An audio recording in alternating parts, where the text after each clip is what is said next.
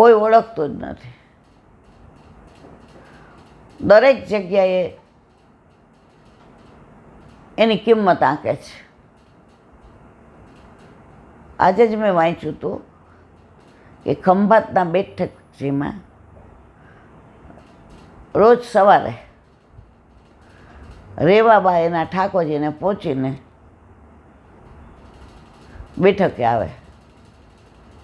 એને ગુસાઈજી એટલા વાલા, વલ્લભ એટલા વાલા, એટલે વહેલા ઉઠી જાય બ્રહ્મ મુહૂર્તમાં ને પોતાના ઠાકોરજીને પહોંચી લે. પછી આવું બાપા હવે સવારે વહેલા ઉઠી જાય, બ્રહ્મ મુહૂર્તમાં ઠાકોરજીને પોતાને પહોંચી અને અહીંયા માળાજીને ટોકરીને કરવા આવી જાય. ગુસાઈજી ઉપર એટલો પ્રેમ. હવે ત્યારે તો આ તો 100-125 વર્ષ પહેલાંની વાત છે. ત્યારે આટલા રળિયામણા બેઠકજી નહોતા, એક નાનું છાપરું હતું. રોજ સવારે એમનો ક્રમ વગર ઘડિયાળ જોઈએ, બધા સમજી જાય 8 વાગ્યા. મુખ્યજી 8ના ટકોરા થયા નથી અને રેવાબા આવ્યા નથી. હવે એકવાર એવું બન્યું કે રાતના સૂતા, ઉંમર અને એકલા હતા. તો 1 વાગે ઊંઘ ગોડી ગઈ. તો એ ઘડિયાળ તો એ જમાનામાં કાંઈ હતી નહીં. એ કે હાલો નાહી ધોઈને ઠાકોરજીને પહોંચીને 3:30-4 તો પહોંચી લીધું.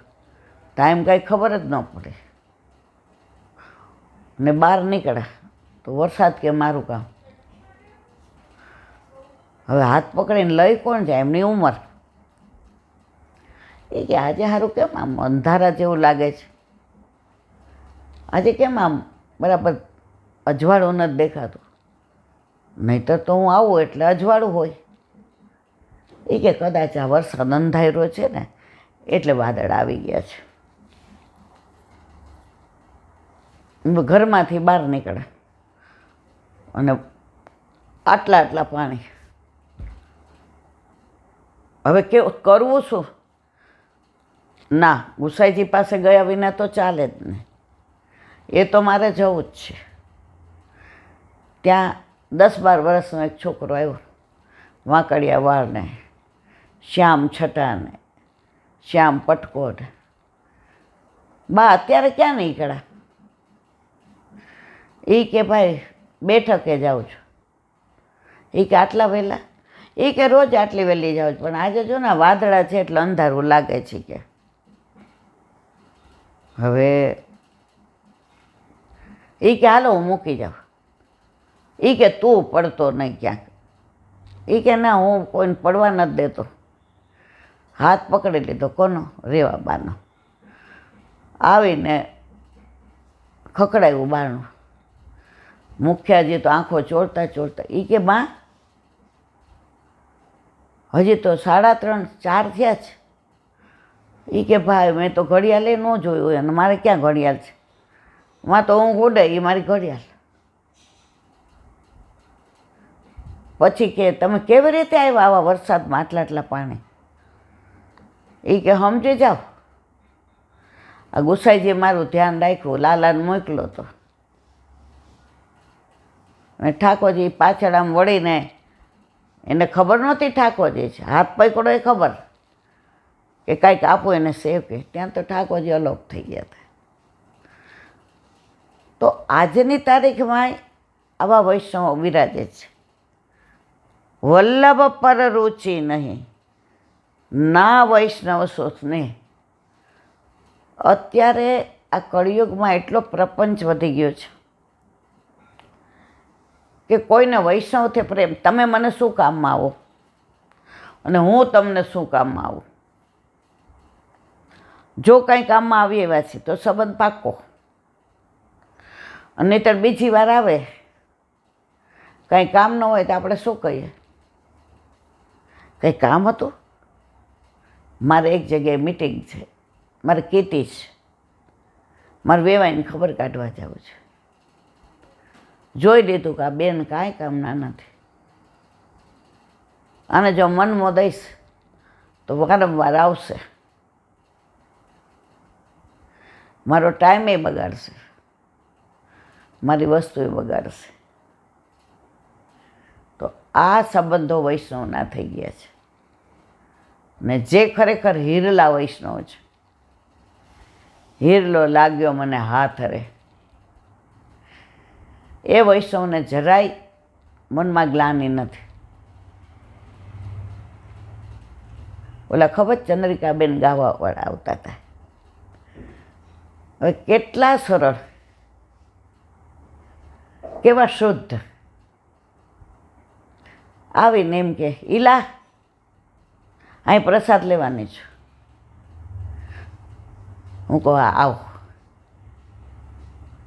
ભોળા એટલા પ્રસાદ લઈ લે એટલે હું થાળી ન લેવા દઉં. હું કહું લાવો મારા આયે મેરે નંદન 5 મિનિટ મારી યાર બેસીને સોફા પર સૂઈ જાઉં છો. હવે આરામથી ઉઠે. હું ત્યાં તમારે પ્રેસ ચાલુ હતો અને હું કાઇનેટિક નહીં ચલાવતી. પાછા પ્રેમથી કે આપણે મંદિર કેટલા વાગે જવું છે? હું કહું કેમ? એ કે હાંજ સુધી જવાનું નથી. 4 સાડા 4 ચા બનાવું, કાતરી તળી દઉં. પાછા બહારનું ખાતા નહોતા. 5 વાગે એટલે કે હા લીલા. આવા ભગવદીઓ આવે ને તો રાજી થઈ જાય. અને ભોળા એવા આપણે કંઈ સાંજે અહીંયા પછી સાંજે આવું પણ મારે પાછું 20-40 રૂપિયા થાય ને ઈલા. પછી હું કહું કે કાંઈ વાંધો નહીં, મારા મિસ્ટર પ્રેસેથી આવશે ને તમને મૂકી જશે. તો રાજી થઈને રોકાઈ જ ગઈ. મારે કેવો નાશ રહે કે આવા વૈષ્ણવ ભૂતલ પર છે ને. હવે તો બિચારા કોરોનામાં લીલામાં પહોંચી ગયા, પણ સાવ ભગવાનના ઘરનો માણસ. ઓળખો ને તમે ચંદ્રિકા, ઓલા ચેતનના મમ્મી. શ્રી વલ્લભ પર રુચિ નહીં, ના વૈષ્ણવ સો સ્નેહ. આવા વૈષ્ણવ આવા એ કોઈ જ ન ગમે. આમ ઓલા ગાડી લઈને આવ્યા હોય ને, પ્રમુખ હોય ને, વટ પડે ને, બધાય વાહ વાહ કરે. મારા વાલા, વૈષ્ણવનું સ્વરૂપ તો જે જાણે ને એ જ જાણે. અમારે રાજકોટમાં એક વૈષ્ણવ, એ સેવા પહોંચી લે ને એટલે એક નાની થાળી, એમાં બધો મેવો, પછી સ્વીટ ધરી હોય. એ 82 વર્ષના, અને એ જેને પ્રસાદ દેવા જાય ને એ બ્રાહ્મણ વૈષ્ણવ. એની સીડી એવી, જો એ માજીનો પગ લઈ થોડો, શ્રી કૃષ્ણ શરણમાં. 2-3 વાર તો હું નીચે ઊભી હોઉં ને, અહીંયાથી ગઈ હોઉં અમદાવાદથી ને, ત્યાં તો પિન્ટુ મોન્ટુ હાવ નાના હતા. આમ આમ કરીને કે સમજો નહીં છો ને? હું કહું હા. એ બટા 3 અરે હું કહું તમે 3 માળે અહીંયા દેવા આવો છો રોજ? એ કેવું ન કહેવાય. મેં તો કેમ? એ કે બ્રાહ્મણ વૈષ્ણવ છે. સેવા તો એવી સરસ કરે. હવે 3 વર્ષથી એને લખવા લાગી ગયો છે બેટા. એટલે અત્યારે હું એને દવડાવું, એને ખવડાવું, હાથ ધોવડાવું, નેપકિન બાજુ મૂકી આવું, ધોવાનું હોય લઈ આવું, અને પછી હું બેબી પાણી જળ મોઢામાં નાખું. એ બા ગુજરી ગયા, લીલામાં પહોંચી ગયા. ત્યારે છેલ્લે જે ઓલા વૈષ્ણવ પ્રસાદ દેવા જતા હતા એનું નામ મોઢામાં હોય, બ્રાહ્મણ વૈષ્ણવ. આ જીવન છે. શ્રી વલ્લભ પર રુચિ નહીં, ના વૈષ્ણવ સુ સ્નેહ. તાકો જન્મ વૃથા જ્યું ત્યો, જ્યો ફાગોન કો મેં. આ સાખીને અહીંયા વિરામ આપીએ. કાલે 62મી. મોં મેં તિલ ભર ગુણ નહીં, तुम हो गुणन के जहान, रेज बोझ चित्त राखियो, वाह गहे की लाज श्री वल्लभ, वाह गहे की लाज। હરિરાય મહાપ્રભુજી કે છે. હરિરાય વાંક મુક્તાવલી. ચેતસ્વ પ્રવણમ સેવા માનસી ફલરૂપિણી, પ્રોક્તા નિરોધ રૂપાસા વ્રજસ્થેવ દ્રશ્યતે. ગુજરાતી. પ્રભુમાં ચિત્તને પરોવી દેવું એનું નામ સેવા. પ્રભુમાં ચિત્તને પરોવી દેવું એનું નામ સેવા. વલ્લભે તો દાખલો આપ્યો છે કે અમાસની મેઘલી રાત હોય અને એક ક્ષણ માટે વીજળીનો ચમકારો થાય. એ ચમકારામાં સોયમાં દોરો પરોવાઈ જાય એવું ચિત્ત તમારું ઠાકોરજીમાં પરોવાઈ જાય, તમારો બેડો પાર થઈ જાય.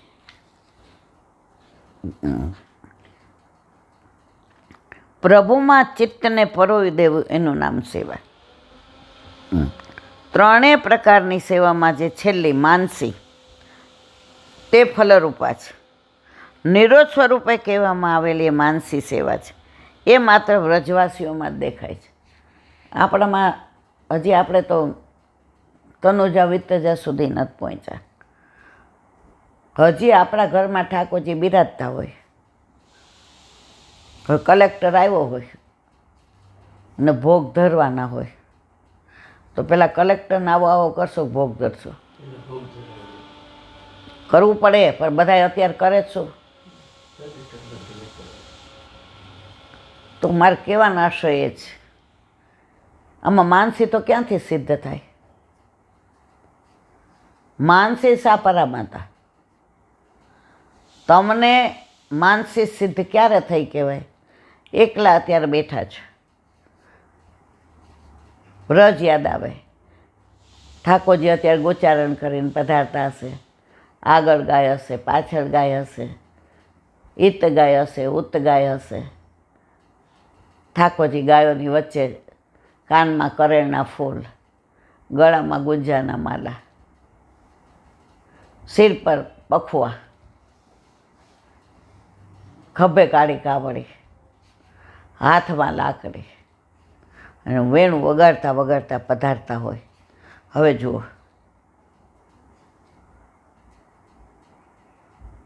તમે માનસીમાં પહોંચી ગયા તમને ખબર નથી. અત્યારે શું છે, સેવાની માનસી થાય છે. હવે ગિરિરાજની માનસી કરીએ આપણે તો આપણે જે પ્રમાણે કરી હોય એવું વિચારીએ તો એ ઘણું છે. બાકી ગિરિરાજમાં પરિક્રમા તમે કરો, 2-3 વાર કરો પછી તમને રોજ સાંજે યાદ આવે છે. આજ પૂનમ છે, આપણામાં પૂનમ હોય કે 11 હોય કે અમાસ હોય, આપણામાં રોજ માનસી. મારી બા સાંજે આરતી કરે યમુનાજીની, અને સવારે વહેલી ઉઠી હોય ને પથારી બેઠા બેઠા ગિરિરાજ બાવાની માનસી કરે. મારે ને એની બાજુમાં હોવાનું, હું બગડું.